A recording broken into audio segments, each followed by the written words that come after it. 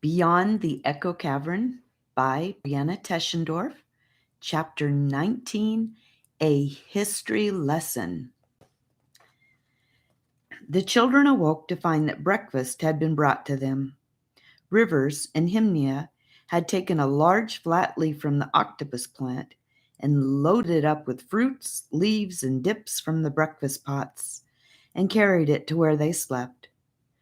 Charlie was still feeling a little bit suspicious of Rivers after what he had heard the night before, but the delivery of breakfast made him feel a bit better. The children ate in sulky silence. They had a lot on their minds and hadn't slept well. Hymnia, read me the message you received from Hoan, Rivers stated, finally breaking the silence. She told me that you plan to try to go rescue the trapped children. We are going to rescue them, said Gabe conclusively, as he munched on a sweet peppermint-like leaf.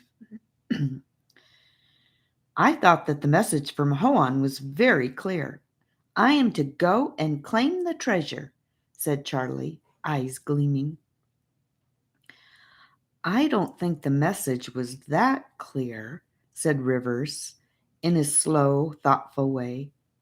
The words seemed to come out of him so slowly that Annika nearly lost her patience and hollered, "Spit it out!" at him. Eventually, Rivers continued. Hoan said that the treasures of Perdamayan had been made revealed to you, and you were to claim the treasures. He doesn't say when, he doesn't say how, and we don't even really know what the treasures are. Maybe that will be revealed in time. I think, Charlie, that the wise thing would be for you to wait here, learn more, and ask Hoan for more information. Annika was horrified when she heard this speech, especially after what Cerise had taught her during the swim. The children were the treasures of Perdamayan. She also knew that Hoan had not said the treasures would be revealed, but had been revealed. Being a stickler for detail, Annika was not satisfied with Rivers' misrepresentation, and she decided to say so. Rivers, she exploded. The treasures have been revealed. The children stuck in the crystals. They are just as much treasures for Hoan as you and I are. And what sense is there in sitting around waiting when Hoan, to everyone's surprise, Rivers interrupted her loudly, showing a side of himself they didn't know he had. Those children aren't like us. They are lost. They are not adopted. They belong to her. That was their choice. And no one said anything about sitting around, Annika. We must always strive to grow and learn. I think the three of you have a lot of learning to do before you try something so dangerous. And as to Hoan, you don't know anything about him or what he thinks or feels. As he was speaking, Rivers stood up and began to pace back and forth. The other four children fell silent. Annika felt embarrassed and awkward. For the first time since coming to Perdamayan, she sincerely wished they hadn't come, and tears welled up in her eyes. Yet, at the same time, a little fight remained alive inside of her, and a small voice whispered to her, "You do know some things about Hoan. You do know something about how he feels. You felt it in the river when you decided to be nicer to Charlie." It was Hymnia who broke the silence that had ensued. "Maybe you should tell them about the snakes, River. Perhaps then they could understand why you are so worried." Charlie spoke for the first time. "I have a question on a different topic. How did those children get trapped in there anyway? And why haven't you ever tried to rescue them?" "Why would we try to rescue them?" Rivers asked in retort. "Why wouldn't you?" Charlie wasn't being difficult. He honestly didn't understand. We have a really great life here in Perdamayan, Rivers explained. Hoan keeps us safe. We all have jobs to do. Why would we leave it for for dirty kids like those? But how did they get trapped? Charlie persisted. Why are those kids so different from you? That, Hymnia said with emphasis, is both a terrible and a wonderful story. It is a long one. Tell it to us, and this will be our chance to grow and learn, said Annika a little bit sarcastically. Should I? Hymnia looked up at Rivers, who was now standing with his back to them, looking off into the distance. He nodded silently. A long time ago, we children used to live in the caves. You did? Even you? Gabe interrupted, startled. No, not me. I wasn't here yet. We always tell each other the story so that we know where we came from. The children who lived in the cave had only a little bit of light. It hurt their eyes to come out into the sun, and so they stayed inside, afraid. There is little to eat in there, roots and such, and of course there is the water to drink. The children were dirty, cold, and full of fear. That was when she came, Gondol. She came out of a deeper, darker part of the cave that the children were afraid to go into. Where did she come from? Asked Charlie. Maybe your world, said Hymnia, fixing him with a serious stare. Maybe she was always there and just waited to come out. We don't really know. Surely not from our world, exclaimed Annika. Who's Shirley? Asked Gabe, and then giggling clapped his hand over his mouth to avoid laughing aloud at such a serious moment. Hymnia only shrugged and continued with her story. Well, she came anyway, and she found the children. She was the first mother they had ever seen. Do you have mothers? She asked suddenly, Gabe, Annika, and Charlie. Yes, I do, said Charlie. My mother is wonderful. We had a father and a mother. They are gone now, said Annika, looking down. We have an Aunt Persephone who takes good care of us, added Gabe. She is the same as a mother. Well, they never had a mother before, said Hymnia. Gondol is beautiful, and she speaks with a voice, rich and full of, well, authority, I guess. She told the cave children that she came to take care of them, and she touched them with her beautiful clean hands. She told the children that they must follow her into the deeper darkness of the cave, and they believed her.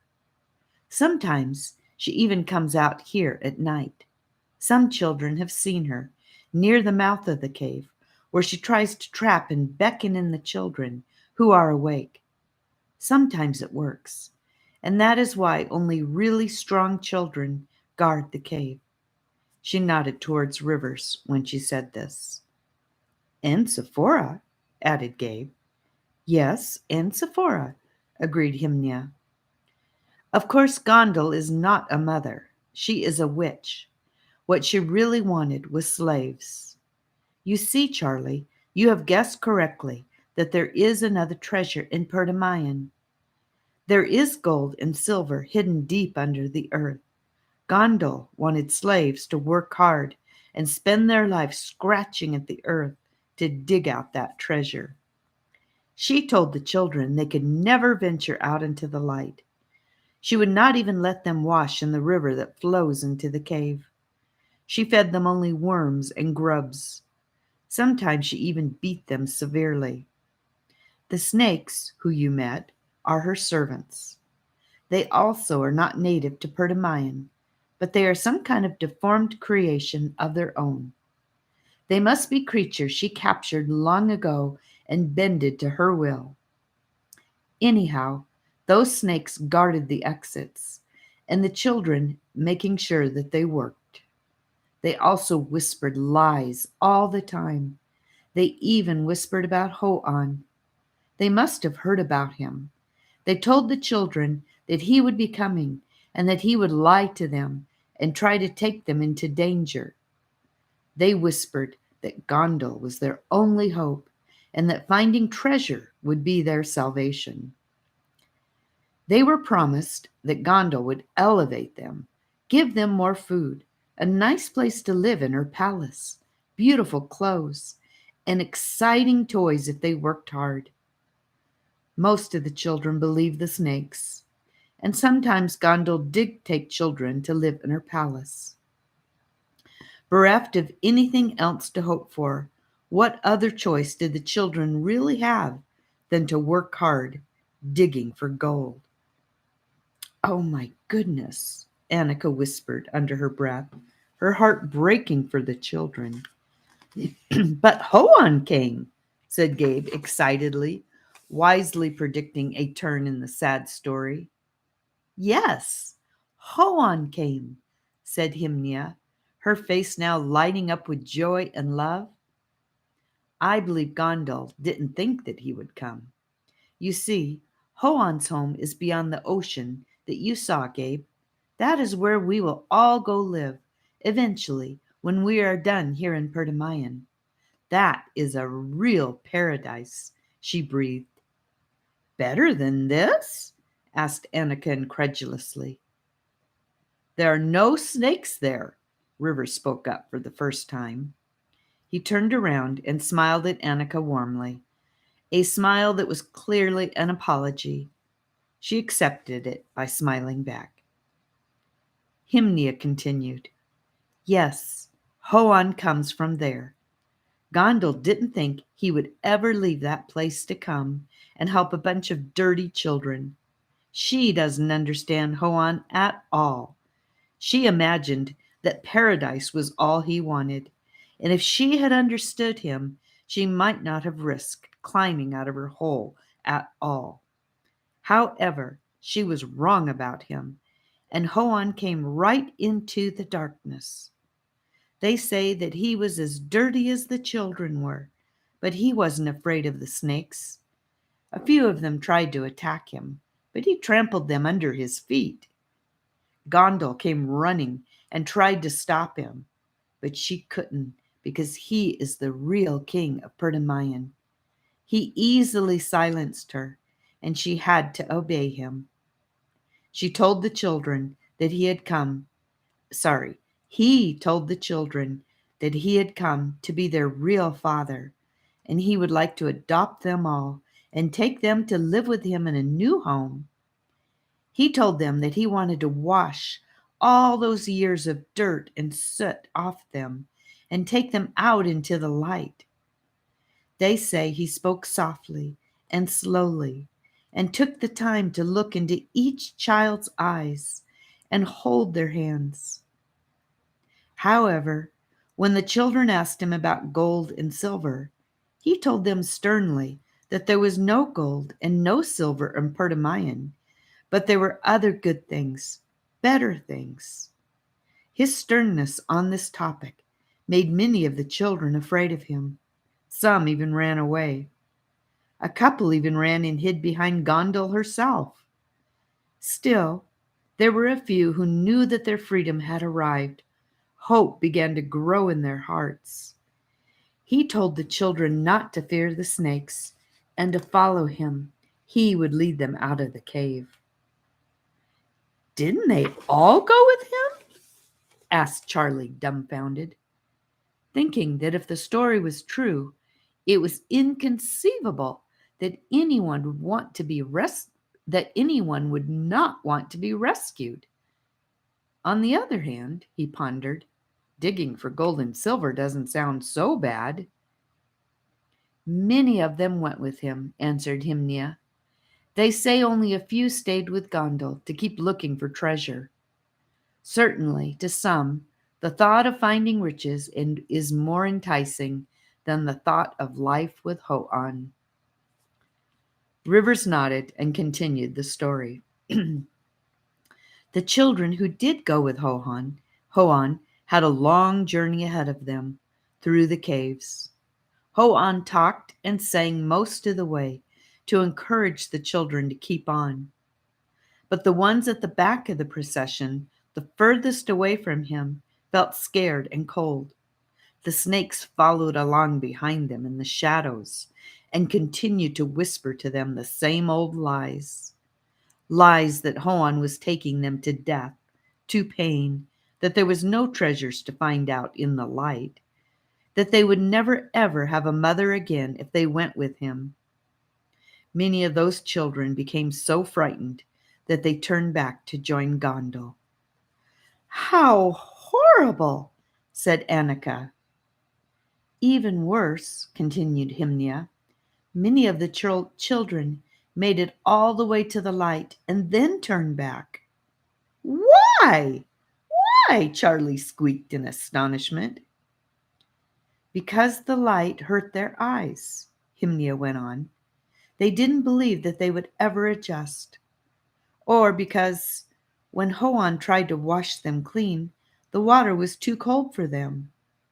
Or Hoan scrubbing them hurt. Many of them decided that Hoan was just another kid like themselves, trying to trick them. And according to you, they were wrong? Asked Charlie. Yes, they were wrong, Charlie, confirmed Rivers. Hoan adopted the ones who came with him. He made them truly royal. Of course, living here outside the cave is really more wonderful.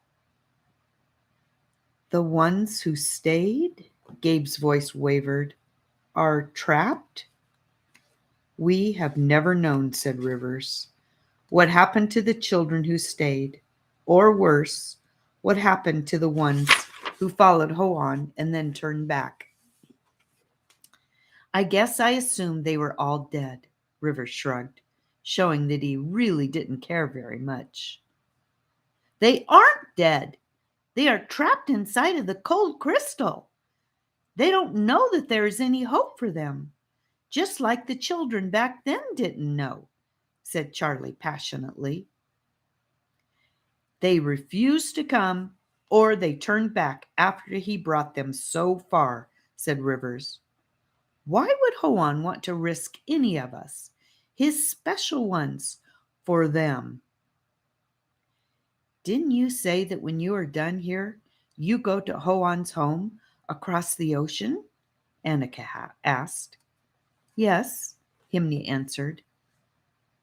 Then what is the risk? Charlie made Annika's point for her. If they wouldn't listen to Hoan himself, why would they listen to you? Rivers asked Charlie. Well, I'm a kid just like them, answered Charlie. I can tell them all that I've seen of the world outside the cave. The snakes are waiting for you. They will kill you this time, said Rivers. What? Waiting for us? Gabe asked and left his mouth hanging open in shock. I heard them behind the wall the last 2 nights, whispering. They are always whispering. They know you have to go back eventually if you want to go home. They are waiting. They said that Gondel knows you are here, and she is waiting to trap you too. They are stupid, ugly liars, said Gabe viciously, twisting his face into his most fierce warrior glare. They might just be trying to scare us out of rescuing those children and stealing their treasure. I don't think they want to be rescued. Rivers threw up his hands as he made this exasperated final statement.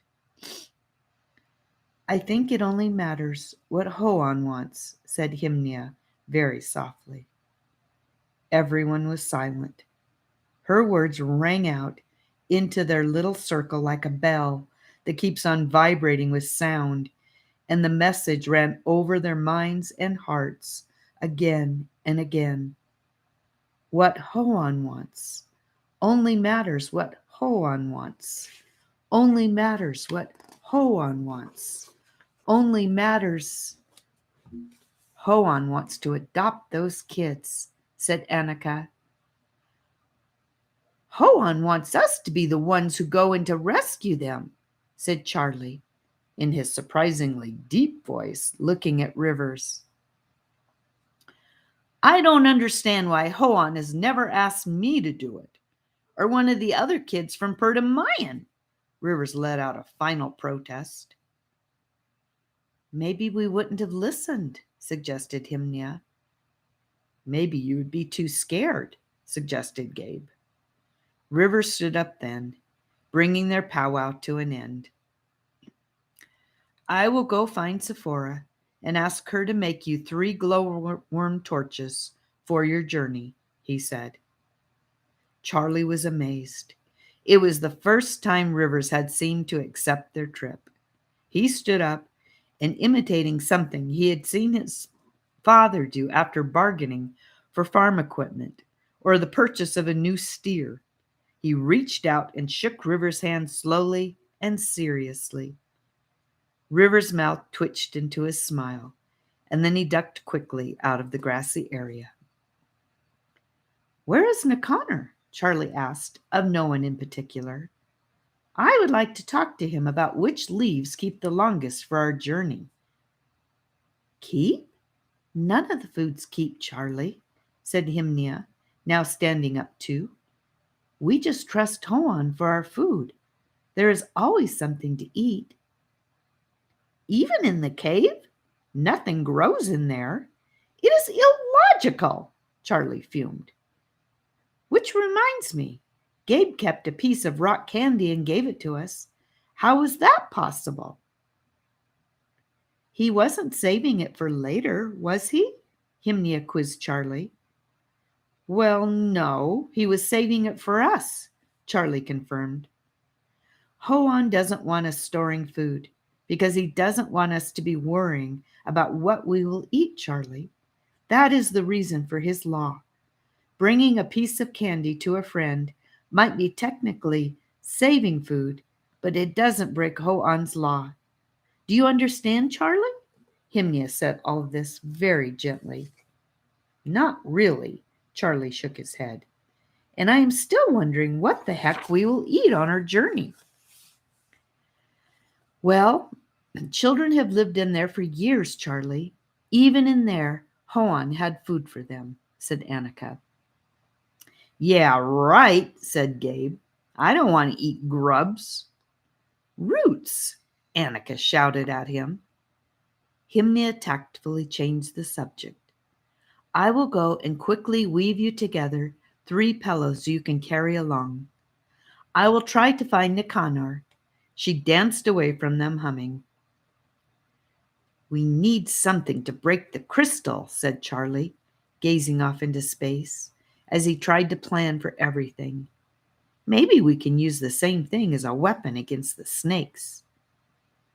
Maybe Hoan will provide us with those things too, said Annika cheerfully. Maybe Hoan wants us to think for ourselves sometimes, Annika, Charlie retorted. I'm going to the river to look for something to use. Secretly, Charlie was worried that Hoan might want to take the treasure away from him if he did not manage to carry it out. He had lost all hope of actually being able to help the children who didn't want to be helped, and wasn't sure Hoan would reward him if he returned from the journey with only diamonds and no children. He wanted to be alone to figure out a way to smuggle the treasure out in secret, should this end up being the case. He stormed off, leaving Gabe and Annika alone.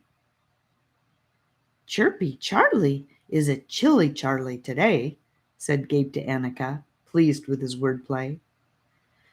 Well, what should we do now? Asked Annika, lying back down onto the grass. Let's go look for puny bugs, said Gabe, excitedly, pulling on Annika's hand. No, Gabe, not that, said Annika. I knew you'd be too boring, Gabe said, throwing Annika's hand down. I meant, what can we do to prepare for our trip? Annika explained as she sat up.